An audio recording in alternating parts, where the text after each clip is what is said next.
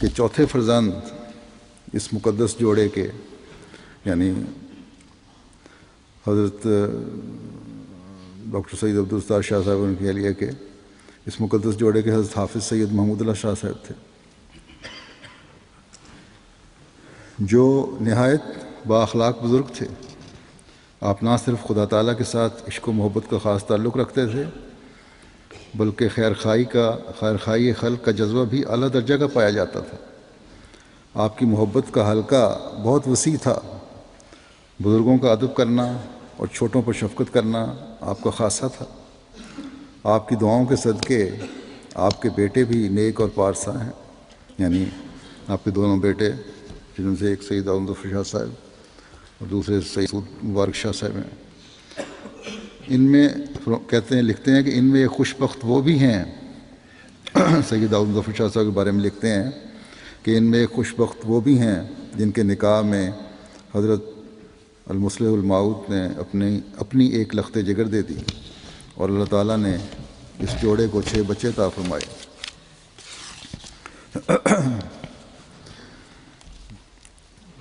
جیسا کہ ڈاکٹر صاحب نے لکھا ہے، حضرت سید محمود اللہ شاہ صاحب کے یہ بیٹے جو خلیفہ مسیح ثانی کی دامادی میں آئے،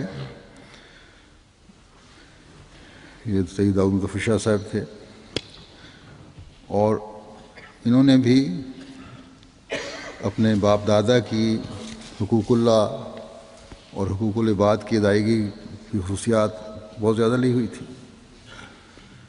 عبادت میں شغف، قرآن کریم سے محبت، عاجزی اور انکساری، ہر ایک سے نہایت ادب اور احترام سے ملنا، یہ آپ کا خاصہ تھا۔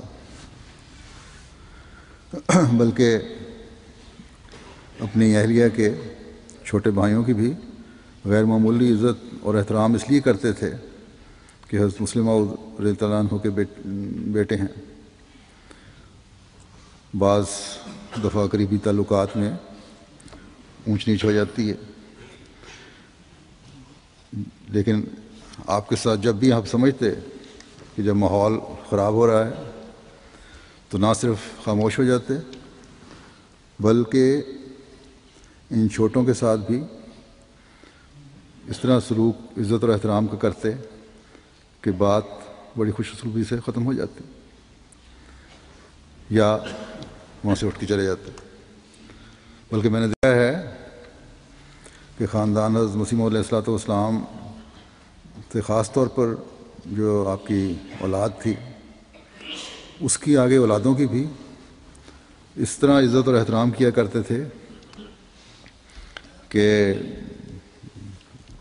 عجیب لگا کرتا تھا، صرف اس لیے کہ ان کا حضرت مسیح موعود علیہ السلام سے خون کا رشتہ ہے۔ بعض دفعہ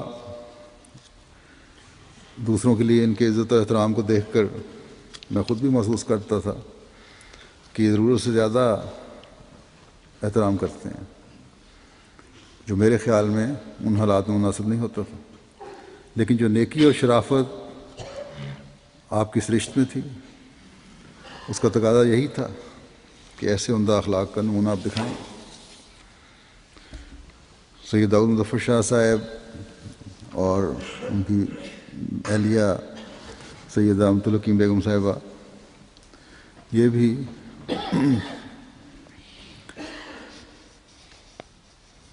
ایک خوب اللہ ملائی جوڑی تھی۔ نیکیوں کے بجا لانے اور اعلیٰ اخلاق دکھانے میں یہ دونوں ایک دوسرے سے بڑھنے کی کوشش کرتے تھے۔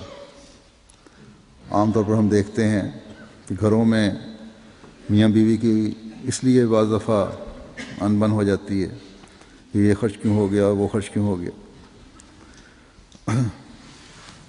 اس جوڑے کا ان دنیاوی خرچوں کی طرف اس جوڑے کی دنیاوی خرچوں کی طرف تو سوچ ہی نہیں تھی۔ میں نے دیکھا ہے کہ یہ ان کی کوشش ہوتی تھی کس طرح کسی ضرورت مند کی مدد کی جائے۔ اگر میاں نے کوئی مدد کی ہے، بیوی کہتی کہ اور کر دینی چاہیے تھی۔ اگر بیوی نے کی ہے تو میاں کہتا کہ اگر میرے پاس اور مال ہوتا تو میں مزید دے دیتا۔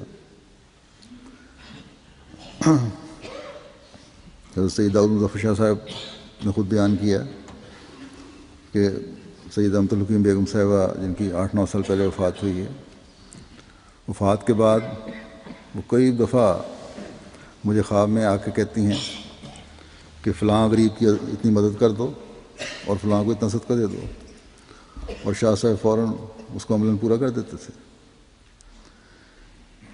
جو بھی ان کی آمد ہوتی تھی اپنے پر تو کم خرچ کرتے تھے، دوسروں کو دے دیا کرتے تھے۔ دونوں میاں بیوی کو میں نے دیکھا ہے، اور بھی بعض لوگوں نے مجھے بتایا ہے کہ ان کے پاس اگر ہزاروں بھی آتا تھا تو ہزاروں بانٹ دیا کرتے تھے، یہ پرواہ نہیں کی کہ ہمارے پاس کیا رہ گیا۔ میں نے جب ان کی زمینوں کا انتظام سنبھالا ہے تو جیسے ہمارے ذمہ داروں کا طریق ہوتا ہے کہ سال کی گندم چاول وغیرہ فصل کے اوپر ہر گھر میں جمع کر لی جاتی ہے۔ پہلے سال جب میں نے سید امت الحکیم صاحب سے پوچھا کہ کتنی گندم چاہیے تو انہوں نے مجھے کہا 120 من۔ میں نے کہا گھر کا خرچ تو 20-25-30 من ہوگا زیادہ سے زیادہ۔ تو انہوں نے کہا کہ میرا یہی خرچ ہے، کیونکہ میں نے بہت سے غریبوں کو بھی گندم دینی ہوتی ہے، کئی لوگوں کے سالانہ گندم لگائی ہوئی تھی۔ یہی حال حضرت شاہ صاحب کا تھا۔ سید داؤد مظفر شاہ صاحب میرے خالو بھی تھے اور خسر بھی۔ ان کی بے شمار خوبیاں تھیں۔ ان کی خوبیاں یا اپنی خال خوبیوں کو میں اس لیے ذکر نہیں کر رہا کہ قرابت داری تھی، رشتہ داری تھی یا دامادی کی وجہ سے تعلق تھا۔ ان دونوں کو میں نے بچپن سے ہی اس طرح دیکھا ہے جس کا مجھ طبیعت پر بڑا اثر تھا۔ خاموش، دعا گو، بچوں سے بھی ہنس کے ملنا، خوش اخلاقی سے ملنا، عزت احترام دینا، اور ہر قسم کی دنیا داری کی باتوں سے پاک۔ ہمارے ایک عزیز نے لکھا ہے اور بڑا صحیح لکھا ہے کہ سید داؤد مظفر شاہ صاحب بہت پیارے وجود تھے، خاموش، دعا گو اور ہر وقت زیر لب دعاؤں میں مصروف، دکھ درد میں دوسروں کے کام آنے والے اور عبادت میں گہرا شغف رکھنے والے۔ بعض اور خصوصیات اور اللہ تعالیٰ کہ آپ سے سلوک کا ذکر کروں گا، لیکن پہلے ننیال کے بارے میں بتا دوں۔ جیسا کہ میں نے کہا ننیال بھی ان کے نانا بھی صحابی تھے، حضرت مولوی سید سرور شاہ صاحب رضی اللہ تعالیٰ عنہ، جو جماعت میں بزرگی کا ایک مقام رکھتے ہیں، مفتی سلسلہ بھی رہے بڑا لمبا عرصہ۔ آپ کی نمازوں کی لمبائی اور گہرائی کا پرانے بزرگ بڑا ذکر کرتے ہیں۔ آپ کے بارے میں کسی نے لکھا سید سرور شاہ صاحب کے بارے میں کہ حضرت مولوی صاحب ایک دفعہ مسجد میں کھڑے سنتیں پڑھ رہے تھے، نفل پڑھ رہے تھے، اور بڑی دیر سے کھڑے تھے ایک ہی نیت باندھ کے، تو ایک کونے میں لگے ہوئے۔ کہتے ہیں کافی وقت گزر گیا تو میں نے دیکھا کہ جا کے دیکھوں کس طرح نماز پڑھتے ہیں یہ۔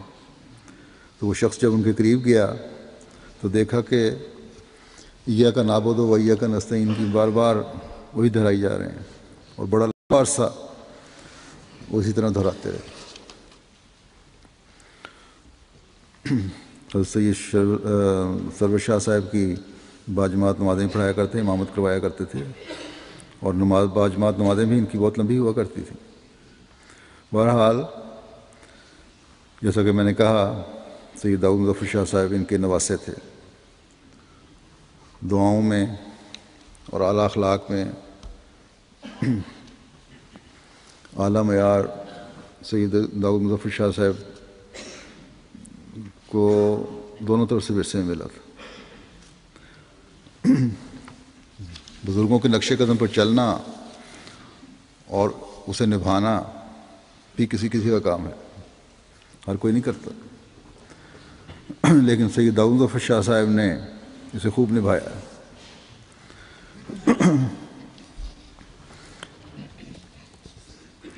یہ ان بزرگوں میں سے تھے جن کو جب دعا کے لیے کہہ دو تو اس وقت تک دعا کرتے رہتے تھے جب تک وہ خود آ کر نتائج سے آگاہ نہ کر دے۔ مجھے خود بھی پتہ ہے، مجھے بعضوں نے لکھا بھی کہ اکثر کہتے تھے کہ لوگ دعا کے لیے کہتے ہیں اور پھر بتاتے نہیں کہ مسئلہ حل ہو گیا۔ سال بعد یا کئی مہینوں بعد پتہ چلتا ہے کہ وہ تو عرصہ ہوا، اللہ تعالیٰ کا فضل ہو گیا، لیکن یہ دعائیں کرتے چلے جا رہے تھے اس شخص کے لیے۔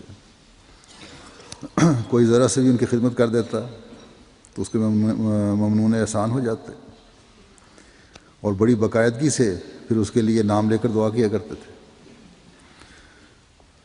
جن جن ڈاکٹروں نے ان کی خدمت کی ہے ان کے لیے تو بہت دعائیں کرتے تھے۔ مکرم ڈاکٹر نوری صاحب روا آنے سے پہلے بھی جب بھی روا آتے تھے، اگر ان کو